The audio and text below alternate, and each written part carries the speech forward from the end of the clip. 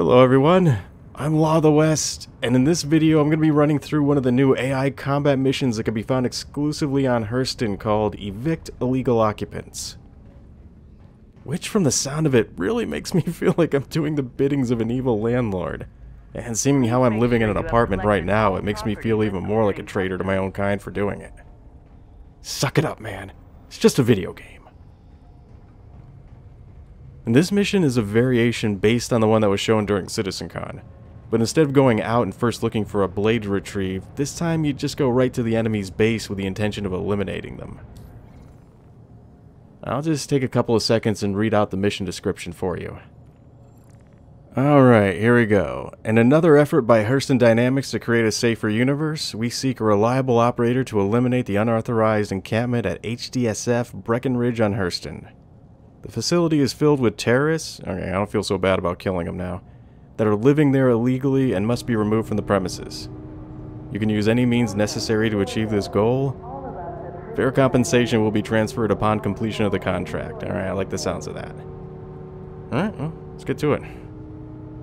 Oh, wait a minute, here we go. Outsource Manager G. Livingston. That is just priceless. And for my money, this mission I'm about to do and the FPS mission located at Korea where you take out a bunch of NPC foot soldiers are among the most fun that I've played so far. There's something very satisfying about the FPS missions. And unlike with the ship-to-ship combat, they can throw a lot more enemies at you without it feeling like they're dragging it out too much. And it really stays fun the entire time. At first, back in the 2.0 to 2.6 days, only ship-to-ship combat missions were available. I know that the Kovalex mission was still in play back then, but that really just consisted of floating through the station and eventually clicking on a console. It was a neat change of pace, but it wasn't something that I was interested in doing over and over again. In 3.0, any mission that wasn't combat-orientated was centered around delivering boxes. This was because the first tier of the cargo hauling mechanic was being worked on, and the ability to pick up and manipulate boxes was just a part of that. In fact, being able to carry boxes was originally an aspect of the grabby hands feature that was previously being developed for back when they were still planning on having cargo boxes being loaded manually into the ships. That's also why boxes, being just another form of cargo, for a long time could only be placed down on a cargo grid or in a specific receptacle without incident. And was the reason why they ended up having a lot of problems when the boxes were placed anywhere else.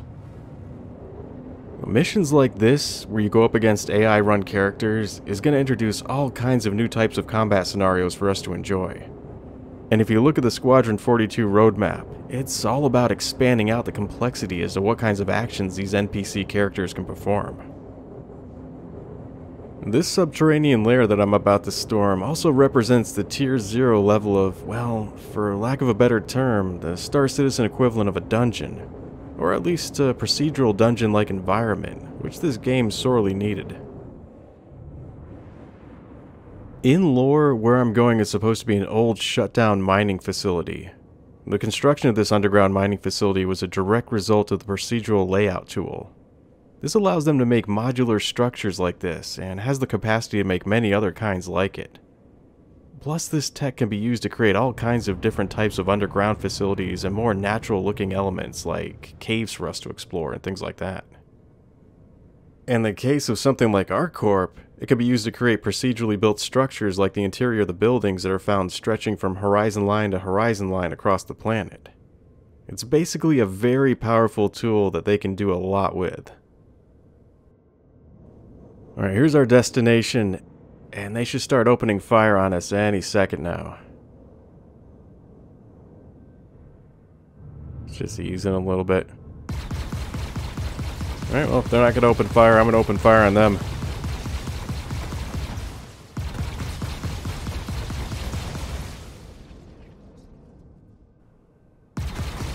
Take these guys out. Yeah, that woke them up. They know I'm here now. There's one more up there I missed. I'll get him in a second. Yeah, I see you. I'm getting to you. Anybody else? Did I miss one? Oh, that's a beautiful sight. I think that's about it. We're gonna just take a little sweep of the area and take a look at it and then land, and I'll jump inside.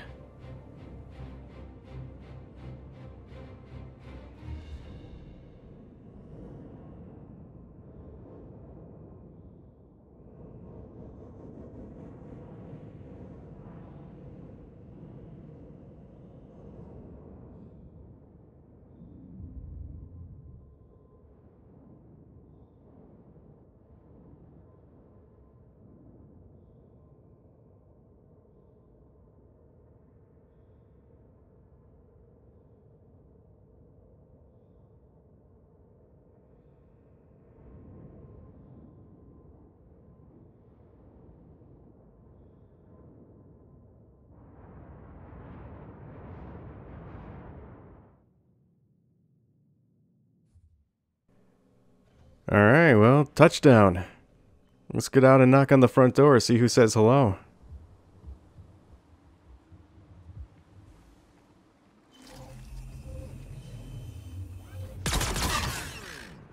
The Demico is a beast when it comes to close quarter combat. It was originally dubbed as being more used for outdoor scenarios, but it works great for this mission. I really ended up gaining a whole new appreciation for its ability to chew enemies up. I'm also really looking forward to the stealth mechanic being added into this game, which would be a great option to have for this kind of mission. I mean, how much fun would it be to first pick off a few guys ninja style before going in guns a-blazing?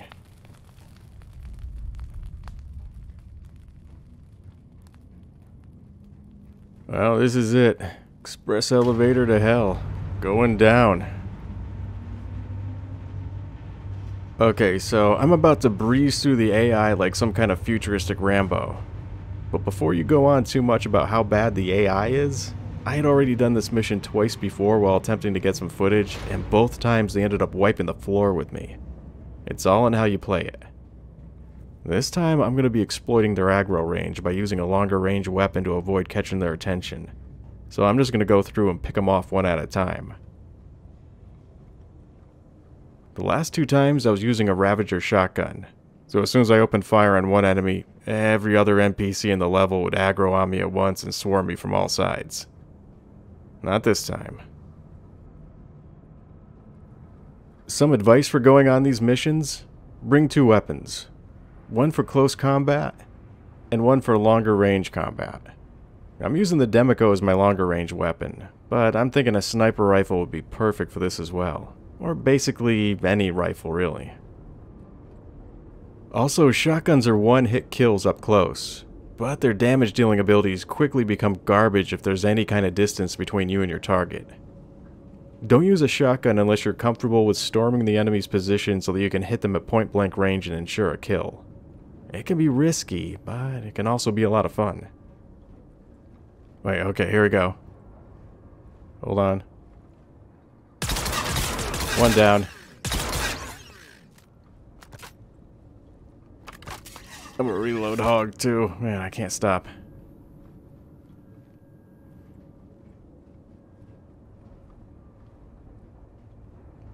Okay, once you see one, the rest of them are really close by.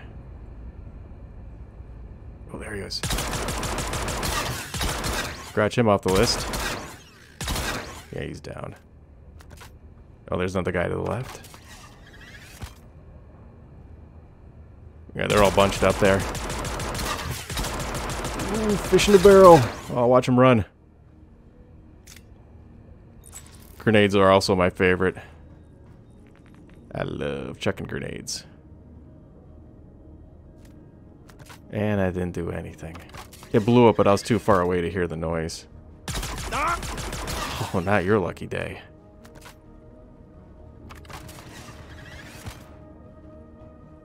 Alright, there's a few more to go. Wow, you just don't even know it hit you.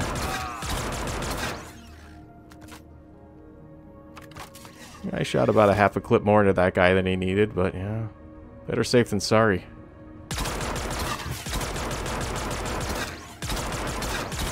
You see, they're just dropping like flies. That last guy I hit with a headshot. Yeah, that's the way these missions seem to go. You either dominate or you get dominated.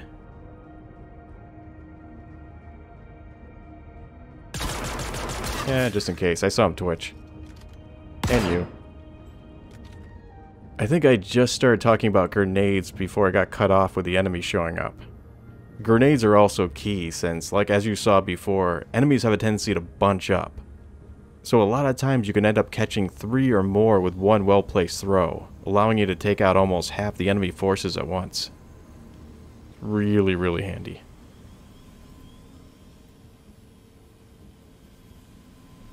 And this is it. This is where they retrieved the blade from during the CitizenCon demo. And the completionist in me just has to take the elevator back up before I can end things.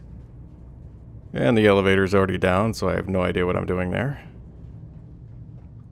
There we go. That's what I'm looking for. Well, that's going to be it for the Evict the Terrorist mission. This was really fun the way it is, but you also have to remember that it's also only the Tier 0 level of implementation when it comes to AI combat. Squadron 42 is really ramping things up with regards to NPC behavior. And in the future, we're going to be seeing a lot more integration between vehicle, ship, and on-foot battles. I really look forward to seeing that in-game, and to being able to share that experience with you. Thanks for watching, and take care.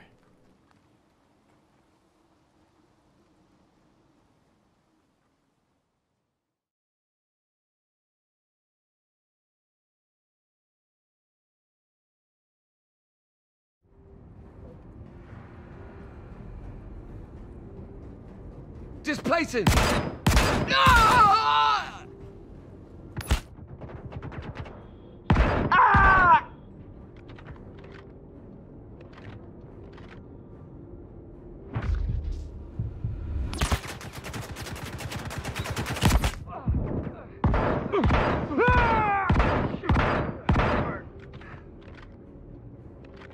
Let's go!